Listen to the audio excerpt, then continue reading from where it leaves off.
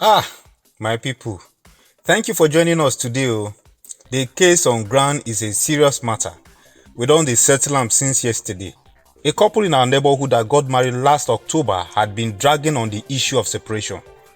They both have reached a resolution to divorce, but the guy said before the wife would leave, he has to pay him back half of the money he spent during their marriage. Right from the introduction, the one they called knocking on the door, the real introduction that both families will sit together, then the bride price, the traditional marriage, the white wedding, everything. The guy said until she pays that, he won't sign the divorce papers. Yes, nah. Say, if the man was a rich man, the woman would want to share half of the man's property. So now that is poverty, they have to share the poverty now. That brings me to the question. Please, all the Christians out there, I want to ask you a question, especially in Africa. Ejo, which place in the Bible that says you have to hold a party in order to get married? Was it not in the wedding party that Jesus turned water to wine? Did the Bible mention the person that was holding the party? Did the Bible tell you that the man was a poor man? In the first place, that was to fulfill the first miracle, because everything happened for a reason. Please, where did Jesus mention that a party is required for a marriage to be genuine or acknowledged? Uncle, that is how we rule, Jare. Can I shock you? I haven't even seen a place in the Bible that says that you have to get married inside the church. If getting married inside the church is the solution, why are Christian marriages still failing? Why? That one is a medically generated spiritual jam question. It is only Baba God Noni that has the answer. If you like, let all the most anointed men of God pray for your marriage. If the two of you don't make it work, it will never work. Uncle, take it easy now. Say, you are now swearing for people's marriage, you know? It is what it is. Getting married at the altar doesn't make your marriage holy or ordained by God. All the evil people around us today, where do they get married? Ritualism has been on its peak. Kidnapping, armed robbery, Yahoo boys. We saw a 21-year-old girl that killed her sugar daddy, all in the quest for money. All these people, when they want to get married, where do they go? They go to the altar, my dear. Some even pay tithe. They give offering in church with that same money. It is a chokeable matter. The matter is choke. So it's not by force that you must hold a party or you must go to the altar to marry. God never defined marriage like that. That's even the white man's method. But Africans, we put it on our heads, overdoing it even more than the owners of the culture. Someone will spend money to pay bride price. He will still do traditional marriage, which is just a ritual, a party per se. Then the same person will go and do church wedding. Not like he only wants the man of God to join them together. By the way, your priest or pastor has no right to join you together if your parents haven't given their consent. How did Abraham, the father of faith, got married? Go and find out. No party, no traditional marriage, no church wedding. He lived with his wife Sarah till old age.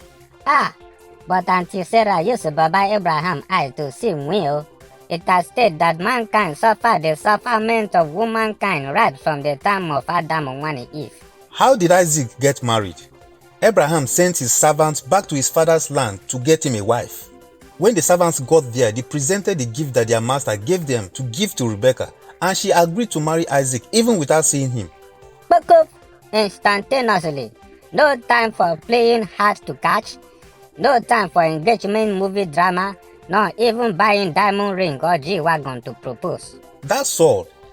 It was even the family of Rebekah that requested that she spend some time with them before she leaves. That was all about marriage. No traditional marriage, no church wedding. And Rebekah married Isaac and gave him Esau and Jacob, and they were together till old age. Today, despite the fact that the pastor will force the couple to say together till death do us part self, people are still divorcing. How did Jacob get married? I am mentioning the names of the people we even quote during our prayers. So, we always say the God of Abraham, Isaac, and Jacob. Jacob that became Israel, he married without traditional marriage. Once he finished serving the term that his father-in-law Laban asked him to serve, he gave him his wife. Though he played the trick on him by giving him the wrong person, he had to serve another years for him to get the wife that he actually wanted. No party, no church wedding, and the marriage lasted till old age. Today you pay bride price, do traditional wedding, then you go to the altar for church wedding.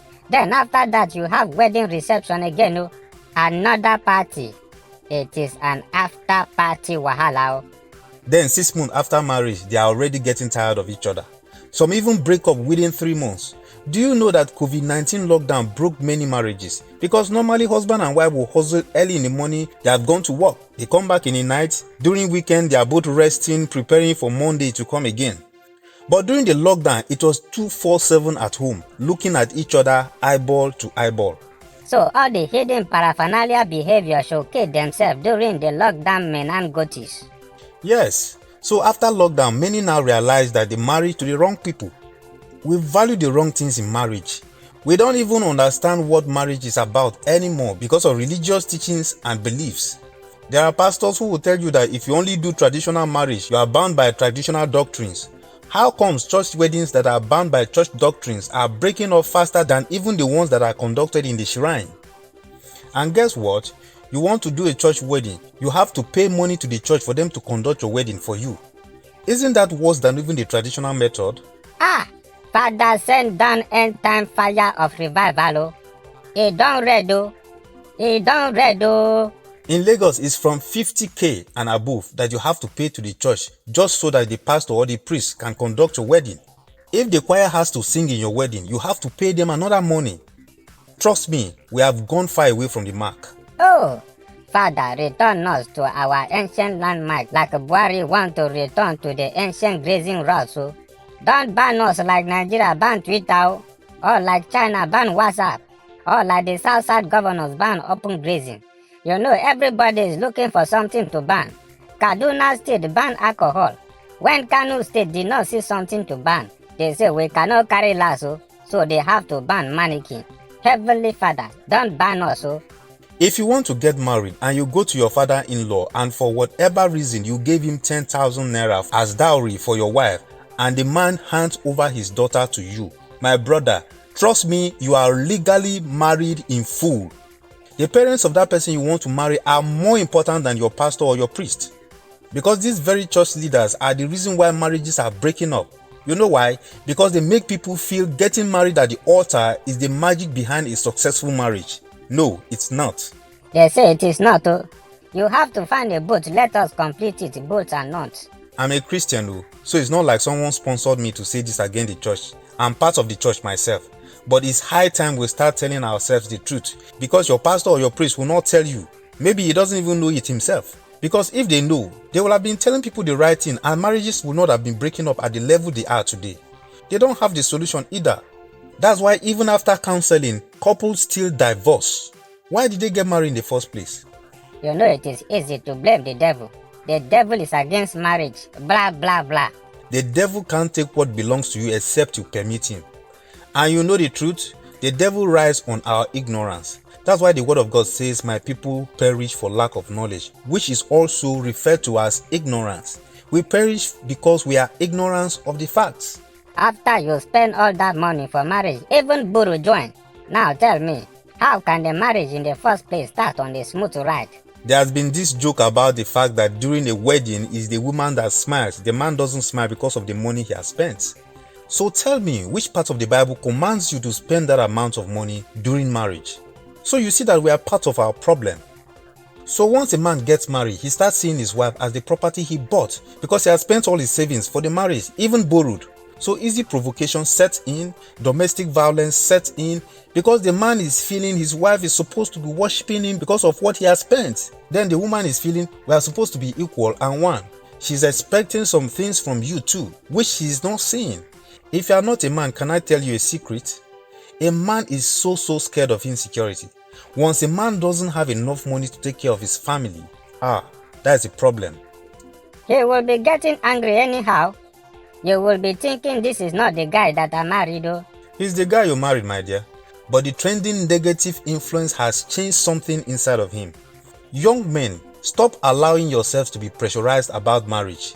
If you find someone that says you must hold a big party before it can be called marriage, maybe you have to start looking somewhere else. Because at the end of the day, if the marriage doesn't work, it is the man that loses.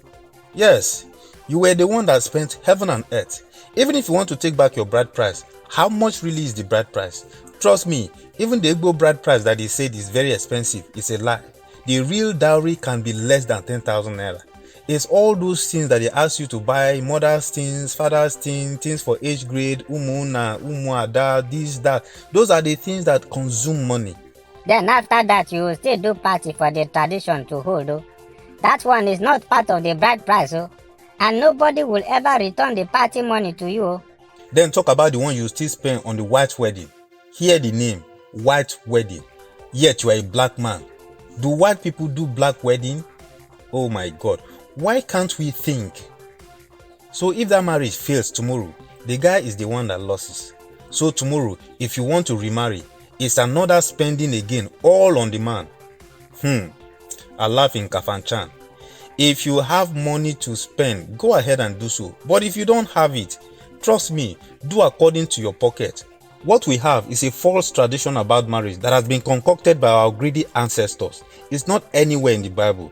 And after you spend all that money on marriage and you come back home and you are unable to take care of the person that you marry, do you think your respect is still intact?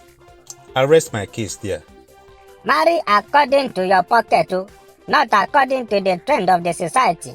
Now let us go and continue settling the matter before Yawa gas. And from your number one combatrious, fanatical, genuine and counter-provocable grammatologist, have a wonderful weekend. Remember to check out our YouTube and Facebook platform for more episodes, and like, share and leave your comment on this video. Till we come your way again next Saturday at 7 a.m. Remain blessed. Boccia!